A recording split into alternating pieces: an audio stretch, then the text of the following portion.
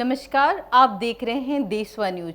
मैं Mrs Bihar, Mrs India और बिहार की बेटी बबीता मिश्रा। कल एक घटना घटी आरती और छोटू को लेकर।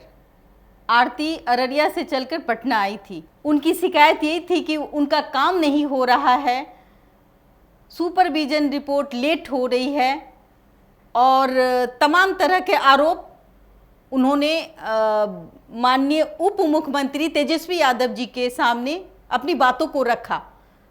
और जब वो वापस आई तो कुछ महिलाएं जो उनके साथ थी, उन्होंने खुलेआम अररिया के प्रशासन पे हल्ला बोल के तरीके से अपमानजनक शब्दों का इस्तेमाल किया।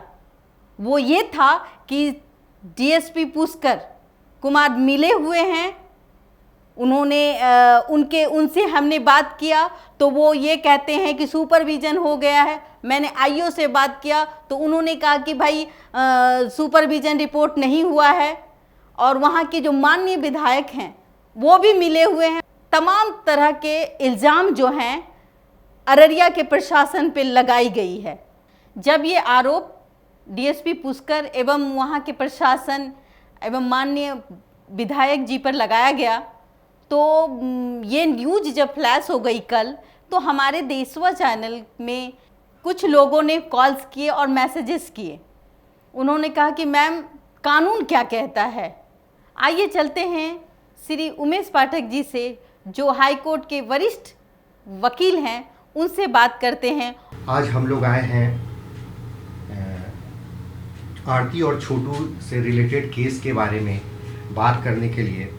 Vice president civil court Patna के सीनियर एडवोकेट हैं श्री उमेश पाठक। उनके पास इस मुद्दे पे, छोटू और आरती के केस में, इस के मुद्दे पे बहुत सारी मीडिया में हाइप है। सभी लोग अपने अपने तरीके से इसको प्रेजेंट कर रहे हैं। इसकी ड्यूरिंग द अनुसंधान इन्वेस्टिगेशन क्या होना चाहिए, पुलिस अपना काम कैसे करे, और जो कंप्लेनेंट है, जो एफआईआर करने वाले लोग हैं, अगर उनको केस से संबंधित कोई भी जानकारी चाहिए वकील साहब, या वो अपने केस के प्रगति से संतुष्ट नहीं है, या इससे रिलेटेड कोई भी उनके पास कोई समस्या है, तो उनके लिए उन्हें कहाँ जाना चाहिए। हमने ये देखा है कि मेनी टाइम क्या, अभी तक हमने ये देखा है कि लोग अपने आप का फेस वैल्यू बढ़ाने के लिए, अपने आप को मीडिया में चमकाने के लिए किसी टॉप पॉलिटिशियन का सहारा लेते हैं, प्रशासन पे प्रेशर बनाने के लिए कोई हमारे उप मुख्यमंत्री हैं उनके हाथ दौड़ लगा देता है, कोई पेपर में अनाप शनाप या मीडिया में अनाप शनाप स्टेटमेंट देता है। तो इसी मुद्दे पे हम बात करने के लिए आए हैं। उमेश पाठक जी जो सीनियर एडवोकेट हैं और साथ में वाइस प्रेसिडेंट सिविल कोर्ट में पटना में हैं भी, इसके बारे में इनकी राय जानते हैं। आइए हम लोग मिलते हैं उमेश पाठक जी से।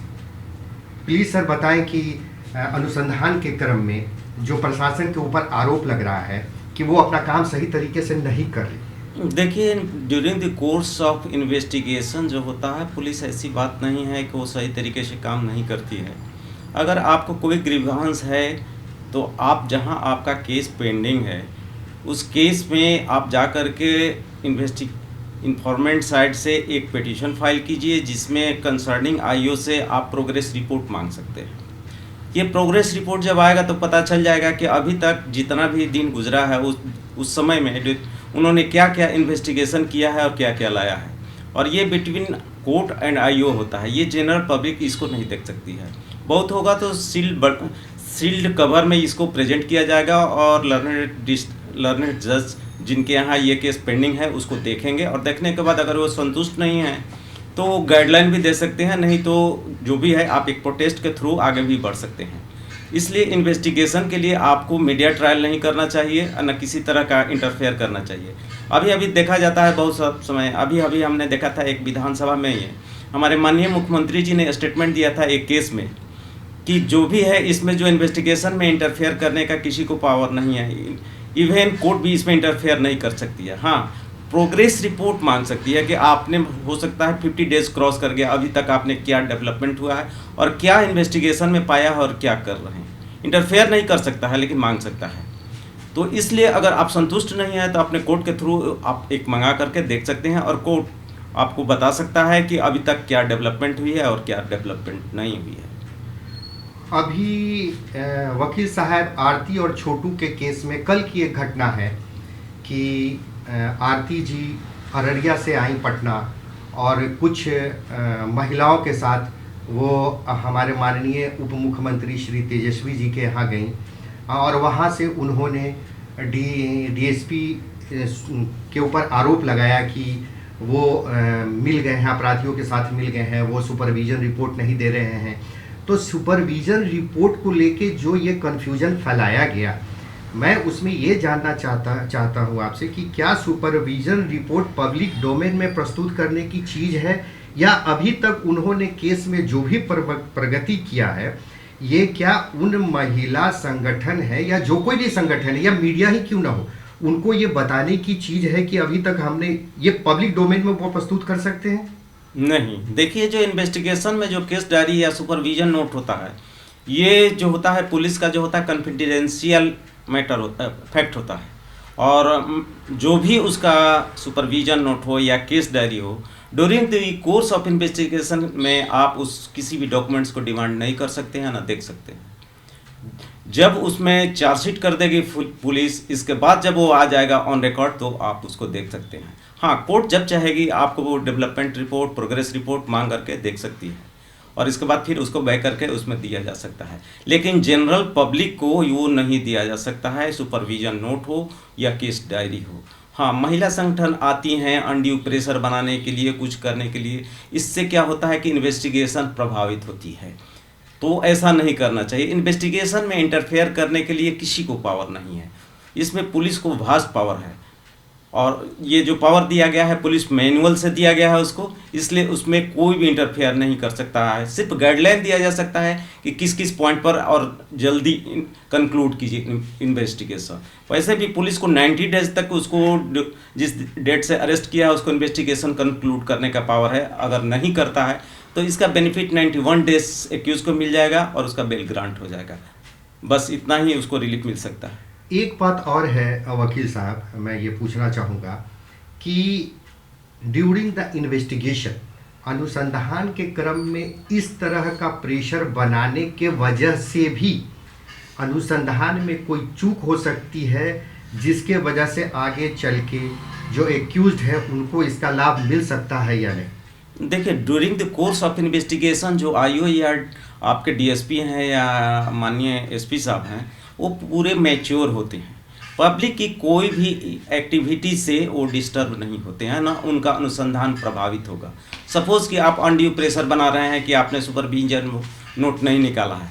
अगर निकाला है तो निकाला है, नहीं निकाला है तो नहीं निकाला है। उनको 90 डेज तक पावर है। अगर 91 डेज तक नहीं होता है, चार्जशीट नहीं होता है, तब उन पर उंगली उठेगी कि उन्होंने एक्यूज से मिल गए हैं और मिलने के बाद उन्होंने बेनिफिट दे दिया है एक्यूज को कि उसका बेल हो गया क्योंकि चार्जशीट नहीं हुआ, आपका इन्वेस्टिगेशन कंक्लूड नहीं हुआ।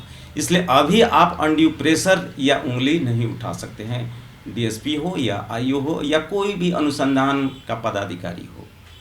अभी हम लोग मिल रहे थे श्री उमेश पाठक जी से, जो सीनियर एडवोकेट हैं पटना में और वाइस प्रेसिडेंट सिविल कोर्ट के हैं। ये हाई कोर्ट में भी प्रैक्टिस करते हैं, लोअर कोर्ट में भी प्रैक्टिस करते हैं। इन्होंने अपने प्रैक्टिस के पीरियड में बहुत सारे ऐसे लैंडमार्क जजमेंट लिए हैं जो ऑलरेडी रिपोर्टेड है। हाँ, और मेरी जानकारी में है ये कि ये इन्होंने ऐसे ऐसे केस को सॉल्व किया है। इवन 302 के केस में नेम्ड एफआईआर में इन्होंने एंटीसिपेटरी बेल लोगों को दिलाई है और क्रिमिनल के केस के ये बहुत ही जानकार हैं। तो वकील साहब, छोटू और आरती से संबंधित केस में हमारे लाखों व्यूअर, हमारे जो चैनल के थ्रू 30-30 लाख लोगों ने ये हमारे न्यूज़ को देखा है, जिसको हम लोगों ने कवर किया है। तो आप सिंपल, जब तक ये 90 डेज पूरा नहीं होता है या उसके पहले जो भी पुलिस अपनी अनुसंधान की प्रक्रिया के लिए एक फाइनल क्या हमारे व्यूअर को आप बताना चाहते हैं? देखिए, जब तक ये केस स्टार्ट हुआ है, केस स्टार्ट होने के बाद इससे तो देखने से यही लगता है कि दोनों के बीच आरती और छोटी को बीच में एक लव अफेयर्स था, और पुलिस को इस पर बहुत बारीकी से इन्वेस्टिगेशन करना चाहिए, क्योंकि जो ही सीडीआर निकलेगा छोटू का और आरती का, उससे बहुत हमको लगता है कि क्लियर हो जाएगा मैटर। क्योंकि वो रात में छोटू जाता है आरती से मिलने के लिए, और एक आ रहा है कि आरती का हमेशा स्टेटमेंट चेंज हो रहा है, तो ये तो क्लियर हो जाएगा सीडीआर से कि उन्होंने फ़ोन किया कि नहीं किया उस पर, और किया तो कितने देर बातचीत हुई, और उस फ़ोन के कितने देर के बाद छोटू वहाँ मिलने के लिए जाता है, और जाने के बाद तो वो पता चल जाएगा कि ठीक है आप लोगों ने उसको पकड़ा, रूम में लॉकअप में डाला। ये सब गलत बात है, कानून को किसी को भी अपने हाथ में नहीं लेना चाहिए। अगर इस तरह की कोई घटना थी तो सबसे पहले पुलिस को इन्फॉर्म होना चाहिए था, पुलिस आती, इसके बाद जो भी मैटर होता, दूध का दूध और पानी का पानी अलग होता। कानून को किसी को अपने हाथ में नहीं लेना चाहिए। और इस केस में अभी तक हमको यही पता चलता है कि छोटू को वहाँ पहुँचने के बाद एक घर के लॉकअप में बंद कर देना और इतने देर तक बंद रखना और वहाँ उसकी मृत्यु होना, ये सभी सस्पेक्ट क्रिएट करता है on the part of the accused. इसी के साथ हम लोग आज के बात को समाप्त करते हैं। हमारा ये प्रयास था कि अभी एक जो कल की घटना थी जिसमें लोकल प्रशासन के ऊपर उंगली उठाई गई थी, और इसी के बारे में सिर्फ और सिर्फ वेरी सिंपल कि अनुसंधान के क्रम में क्या प्रक्रिया है, इसी से रिलेटेड जानकारी मैं अपने व्यूअर्स को देना चाहता था। कल आपने एक हाई वोल्टेज ड्रामा देखा। मेरी बातें बहुतों को बुरी लगी होगी क्योंकि मैं कड़वी बातें करती हूँ। कल एक हाई वोल्टेज ड्रामा था, और मेरा कहना ये है कि अगर मीडिया ने आरती छोटू को दिखाया, और आज देश विदेश में आरती छोटू का एक केस जो हाईलाइटेड हुआ है, सब अपने अपने हाथ सेकने को तैयार हैं। सब ये चाहते हैं कि उसमें कि हमको अपना उल्लू सीधा करना है। तो ऐसे केस में आप अगर 50 दिन में आप ये कहते हैं कि सुपरविजन रिपोर्ट हो जाए, 50 दिन में आरोपियों को सजा मिल जाए, तो क्या आप कहीं गलत तो नहीं कर रहे हैं? कहीं ऐसा तो नहीं कि आप आरोपी को बचा रहे हैं? कहीं ऐसा तो नहीं कि प्रशासन को दबाव दे करके इस केस को ढीला कर दिया जाए? हमारे जितना भी जो मीडिया जो दिखा रही थी कल हाई वोल्टेज ड्रामा को, कहीं ऐसा तो नहीं कि आरती छोटू के इस केस में आरोपी जो है बाइज्जत बरी हो जाए? तो आप पुलिस प्रशासन को काम करने दे। 50 दिन में कोई भी केस अपने मुकाम में हासिल नहीं होता। ऑलरेडी 4 आरोपी पकड़े जा चुके हैं, और जो बाहर हैं उस पर प्रक्रिया चल रही है, और उंगली उठाना हमारा अधिकार नहीं है। कानून की अपनी एक दायरा होती है, और हमें उनका सम्मान करना चाहिए। कल जो एक हाई वोल्टेज ड्रामा घटा, उसका सीधा सीधा असर छोटू आरती के केस पे जाएगा। वो इसलिए जाएगा कि आप देख रहे हैं कि जब हमारी कानून व्यवस्था, आपको कुछ दिन पीछे लेके चलते हैं। दिल्ली में एक हाई लेवल का एक केस आया था, वो था निर्भया कांड।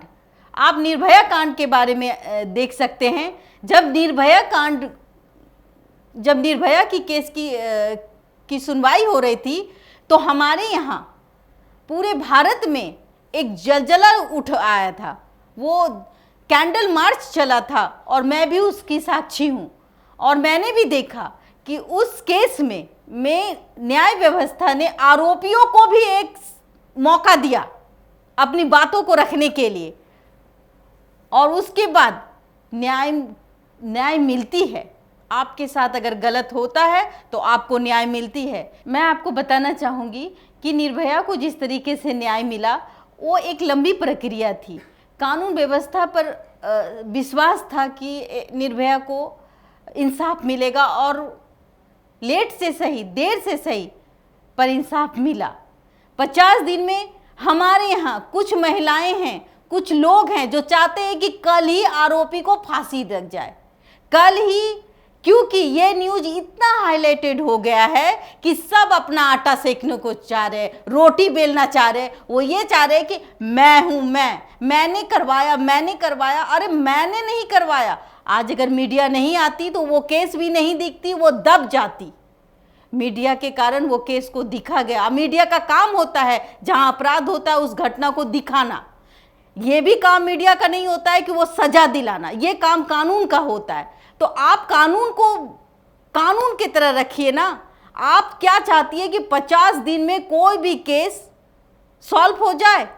तब तो बिहार हमारा एकदम स्वच्छ, बिहार क्या पूरा भारत ही स्वच्छ हो जाएगा, कांड ही नहीं होगा। जब कांड होते हैं, अब किसकी गलती है ये कानून तय करती है।